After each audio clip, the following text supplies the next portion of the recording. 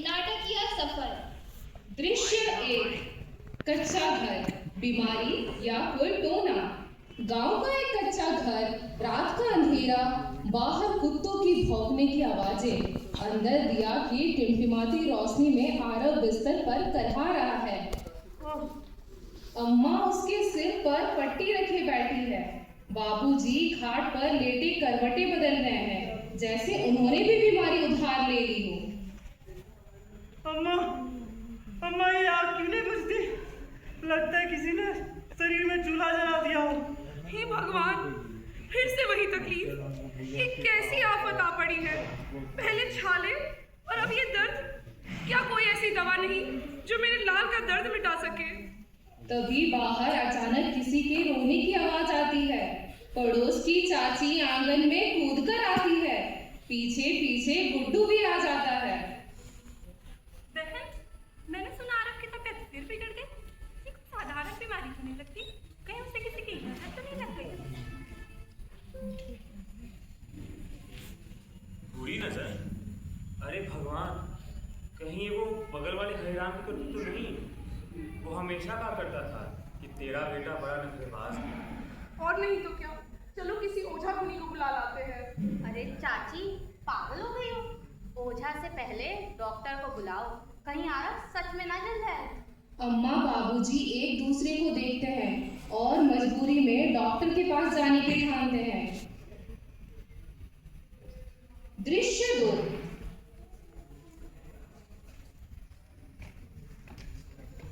गांव की चौपाल, दोस्ती और ताने। गांव का चौपाल, गुड्डू, पप्पू और बाकी लड़के हंसी मजाक कर रहे हैं। आरव पास आकर जमीन पर बैठ जाता है। उसके चेहरे पर वही पुराना दर्द है। अरे रे, तूने फिर मुंह लटकाया है। खाना खाया भी या नहीं? भूख नहीं लगती यार, लगता है जैसे पेट में सांप दौड़ रहे हो। अरे ये तो बहुत गंभीर मामला लगता है। मैं सरपंच जी से कहूंगी कि तुम्हें कस्बे के डॉक्टर के पास लेके जाए। अरे गुड्डू, तू इसे इतना ही सिर में चढ़ा रहा है, बहानेबाज है। खेतों में काम करने से बचना चाहता है बस। चुप कर तू, तुझे क्या पता है दर्द क्या होता है? कभी पेट में छुरा घुसते हुए महसूस किया है? पप्पू पास आता है और सीधा पूछता है, सच सच बता, कहीं इश्क उश्क तो नहीं हो गया है? रात तो करवटें बदलना, भूख कम लगना, ये लक्षण तो कुछ और ही बता रहे हैं। चुप कर तू, ये भी कोई मजाक की बात है? आरव पहली बार मुस्कुराने की कोशिश करता है, लेकिन दर्द उसे वापस खींच लेता है। दृश्य 3, कस्बे का अस्पताल, डॉक्टर की द्विधा।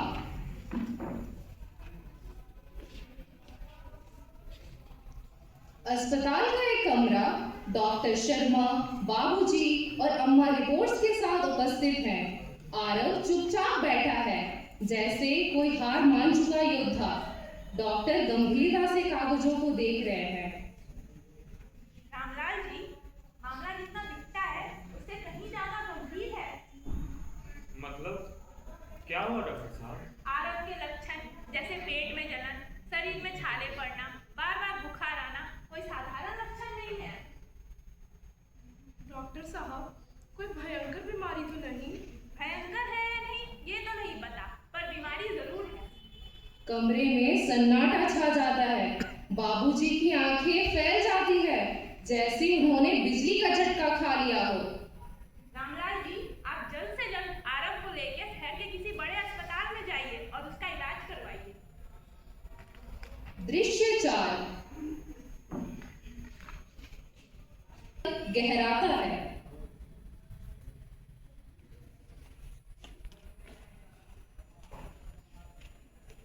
शहर के बड़े अस्पताल में डॉक्टर मेहता गंभीर मुद्रा में खड़ी है। उनके टेबल पर रिपोर्ट्स का ढेर है। रामलाल जी, ये कोई साधारण बीमारी नहीं है। बाबूजी और अम्मा घबरा जाते हैं। तो क्या है डॉक्टर साहब? हमें जल्द ही जेनेटिक टेस्ट कराना होगा इसका, और ये टेस्ट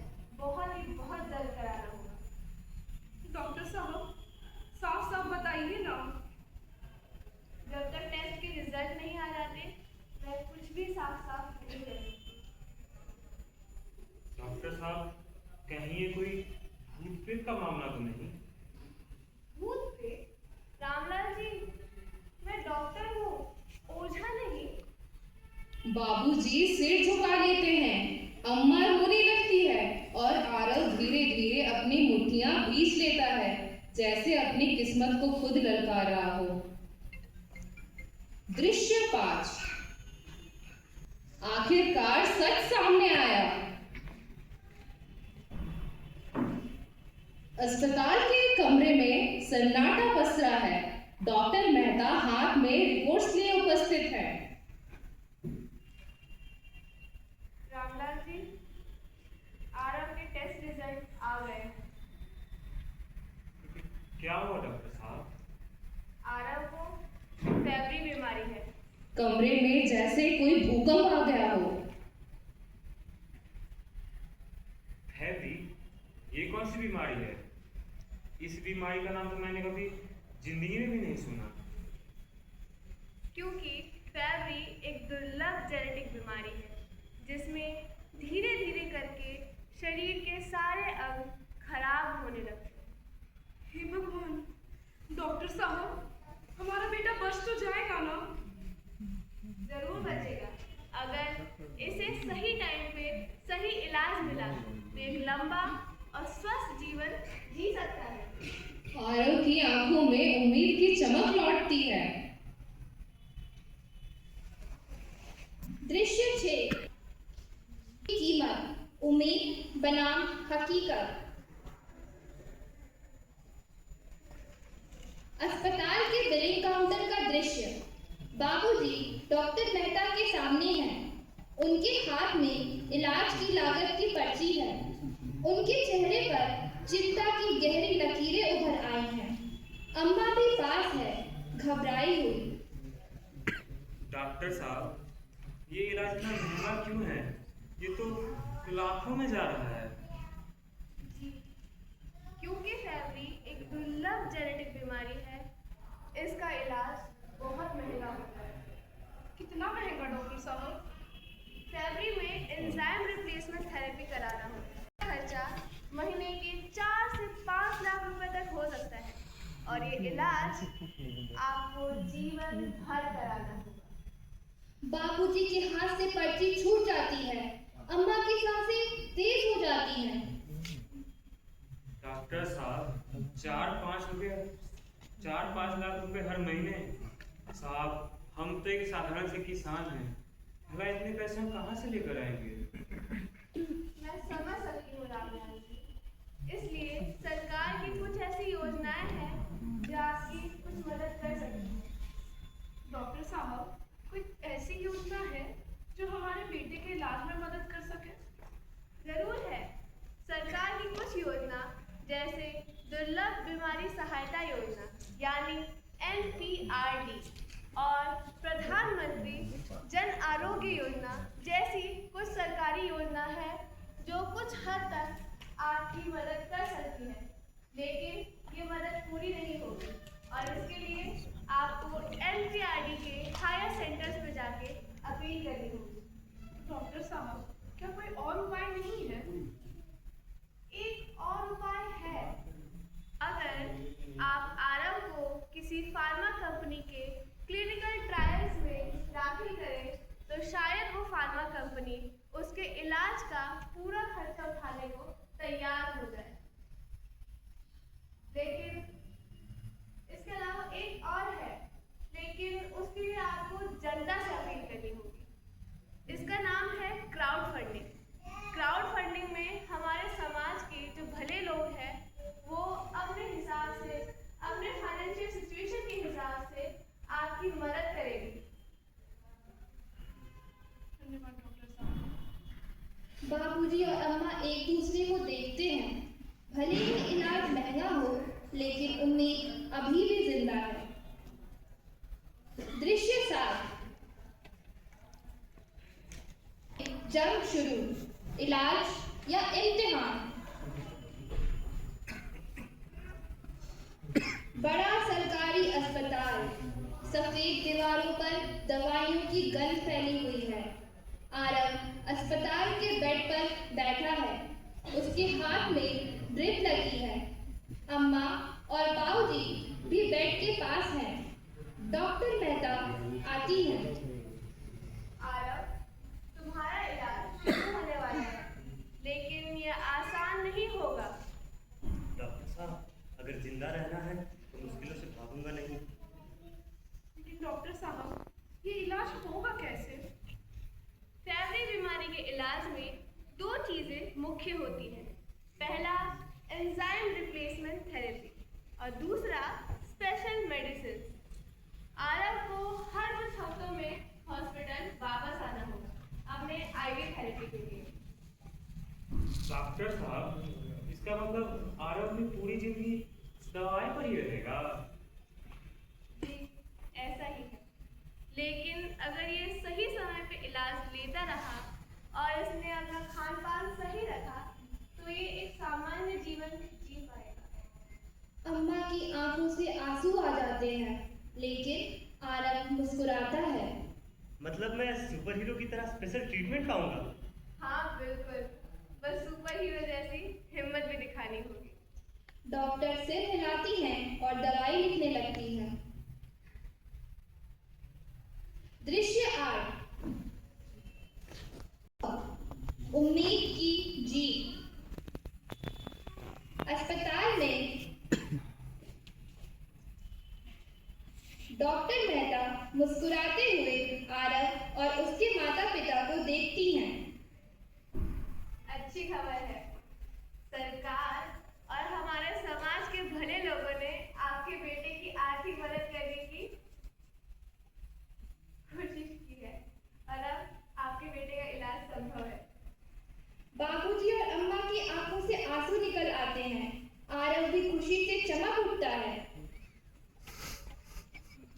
भगवान का लाख लाख शुक्र है और हर उस इंसान का जिसने हमारे बेटे की इलाज में हमारी मदद की। अब मैं सिर्फ जिंदा नहीं रहूंगा बल्कि पूरे जोश से जीऊंगा। कमरे में भावनाओं का सैलाब उमड़ पड़ता है।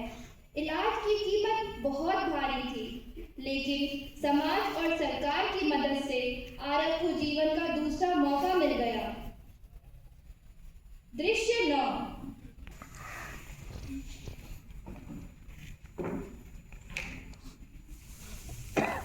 गांव की चौपाल, जागरूकता की नई किरण। गांव की चौपाल में भारी भीड़ जमा है। मंच पर सरपंच जी, डॉक्टर शर्मा, डॉक्टर मेहता, आरव और उसके माता पिता उपस्थित हैं। गुड्डू और गांव के अन्य युवा भी वहीं मौजूद हैं। चारों ओर उत्सुकता और गंभीरता का माहौल है।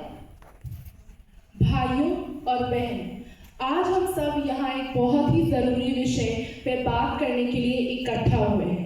फैवरी और अन्य दुर्लभ बीमारियाँ जिसके बारे में हम कुछ नहीं जानते थे, लेकिन आरव की बीमारी ने हमें एक नई सीख दी है। गांव वाले ध्यान से सुनने लगते हैं। अम्मा और बाबूजी भावुक होकर एक दूसरे को देखते हैं। फैवरी एक दुर्लभ जेनेटिक बीमारी है जो परिवार में पीढ़ी दर पीढ़ी चलती आती है।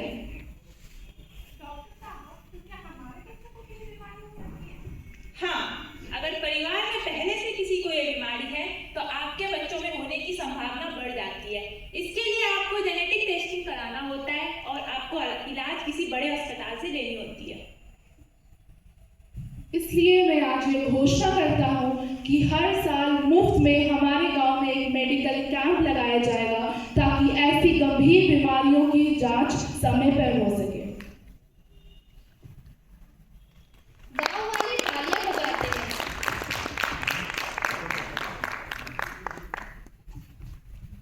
दोस्तों, आज मैं सिर्फ इसलिए जिंदा हूँ क्योंकि मेरा सही समय पर इलाज हुआ। अगर आपको पेट में दर्द, शरीर में जलन, शरीर में छाले पड़े और ऐसी लक्षण दिखाई देते हैं तो इसे नजरअंदाज मत कीजिए, तुरंत डॉक्टर के पास जाइए। गांव के लोग सहमति से सिर हिलाते हैं। झाड़ फूंक और अंधविश्वास हमें अधिकार की ओर धकेलता है, लेकिन जागरूकता और सही इलाज हमें एक नया जीवन देते हैं। जब तक हम चिकित्सा और सही इलाज को नहीं अपनाएंगे, तब तक हमारी आगे भी इसी अज्ञानता का शिकार होती रहेंगी। याद रखिए, स्वस्थ गांव समृद्ध गांव होता है और एक मजबूत देश की नींव उसके जागरूक नागरिकों से होती है। स्वास्थ्य ही हमारी सबसे बड़ी पूंजी है। इलाज करवाओ, जीवन बचाओ। आज मैं सिर्फ एक बीमारी से बचने वाला लड़का नहीं, बल्कि गांव में बदलाव लाने वाला प्रेरणा का स्रोत बन चुका है। अभी आरएफ फार्मा कंपनी की मदद से ठीक हो गया, मगर सरकार